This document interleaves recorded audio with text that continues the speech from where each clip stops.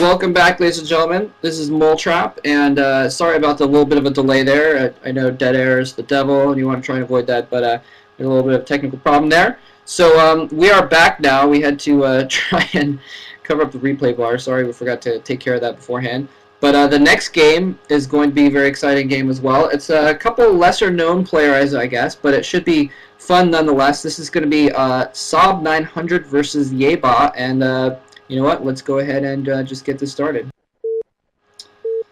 This is going to be on Carthage again, and last game was a pretty quick... by the way, anyone on Ustream right now, they want you to stop spamming the chat channel, so cut it out. Anyway, yes, Saab900 is going to be the Zerg player in the bottom right. He's going to be the orange Zerg. And Yayba is going to be the white Protoss player in the top left-hand corner. And apologize if... okay, apparently the replay bar didn't work. So we'll try and figure it out for next game, but I'm sorry, we'll just have to go ahead for now. I was going to have Chaos set up for my own computer so we could use Chaos and that sort of thing, but due to a missing Ethernet cord, I wasn't able to plug in my correct computer. So that didn't work out after all. But we'll figure that out for next week, definitely, if we can't figure that out in between games here. So anyway, we're going to see kind of a mirror game of the last game here. We're going to see a Protoss versus Zerg on Carthage. Protoss in the north and the Zerg on the south. So anyway, should be another exciting game. We'll see if we probably won't see another cheese this game. These guys, the last game, JF, again, a very strong player. Very well known. Oystein also very strong, but you know, JF is always a tough contender, so it's probably why we saw a little bit of cheese going on there. I don't think we'll necessarily see cheese in this game, but we'll have to see, obviously. We're seeing a 9 pool again, though, but this time without speed, so we're not going to see any kind of 2-hatch Hydra. I guess it doesn't preclude a 3-hatch Hydra build, but usually if you're going to go for a quick Hydra build, you go for the 9 pool with speed, although he does have a drone actually on gas now, so you know, maybe he is going to do some sort of quick tech after all. It's kind of interesting putting down the gas a little bit after the spawning pool. Usually you can time it perfectly such that if you get your gas and your pool down at the exact same time, then you get enough gas for Zergling speed shortly after your spawning pool pops, and you can get that upgrade pretty quickly. So he's opted not to do that, but he is mining gas very quickly, so that's kind of interesting. We'll have to see what he does, but he is going to be able to get out some Zerglings very quickly at the very least. Now, part of what he's done, though, by going for a little bit later gas, is he's made his economy a little bit better instead, and so he's going to be a little bit better off in that sense. Interestingly, Yayba he's planted his probe down at that natural expansion to try and harass any drones that come to make an expansion hatchery there. And so... so Saab has actually just gone and planted his hatchery in the bottom left corner of the map instead, going for that expansion, and it looks like he's probably, and that leads me to believe that he's probably just going to, yeah, he's got enough gas for Zergling speed, and now he's going to produce a few Zerglings here, but he's probably, what I imagine, is going to go for another expansion at his natural. He's probably just going to go for 3 bases off that, which is something you do see Zergs do against Protoss a lot. You go for those early Zerglings, and you know, early gas to get the metabolic boost upgrade, and then and then you can switch your drones off of gas and actually go for economy. And it makes it really nice. You can put pressure on the Protoss player. You can pick off their scouting probe. Oh, the replay bar is hidden apparently on the stream. Okay, sweet. So that's cool. Anyway, what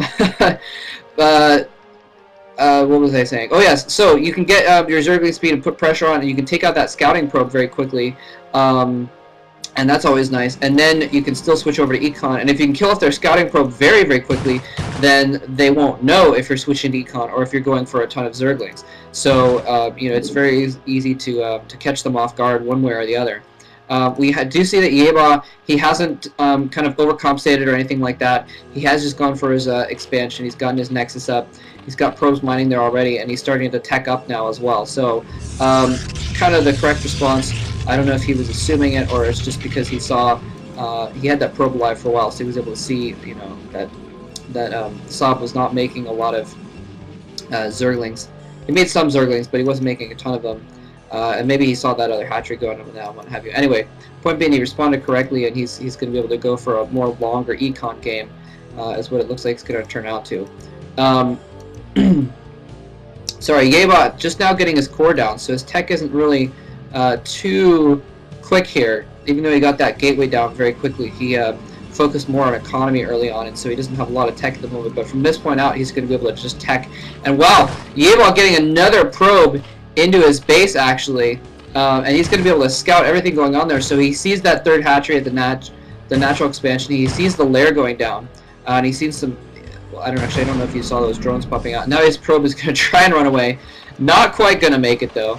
But wow, so Yayba knows everything that's going on inside his base. He could pretty much expect the kind of a normal build here that we've been seeing in ZVP a lot lately, where, again, exactly what we're seeing here. 3 hatch into Spire build, and then we're probably going to see him put down some more hatcheries and just try and get his econ going as much as possible, as much as he possibly can.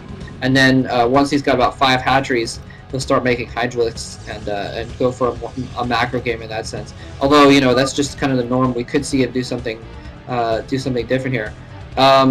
Wow, 260 viewers at the moment, so awesome. That's pretty cool, especially since we didn't we had some technical difficulties and didn't get the stream link out until relatively late, so that's really exciting. Thanks for everyone to tuning in. I hope you guys are enjoying this, and hope you guys are going to stay tuned for, as I said before, I don't know if everyone was tuned in at the beginning. I think the most people want to see Idra versus Zowsy, so we're actually going to save that for the last game. We're going to be doing 4 games today. We already did JF versus Oystein. It was a quick game as game 1. If you missed that, there are going to be VODs on YouTube later. But the next few games should be good as well. In any case, we do see Yayba just teching up here. Let's see, getting down a couple more gateways. No, just one more gateway. Oh, no, there's another gateway. And he's got a single Corsair out, and he's getting his Templar Archives out as well. Probably, it doesn't seem like he's not producing a lot of Corsairs at the moment.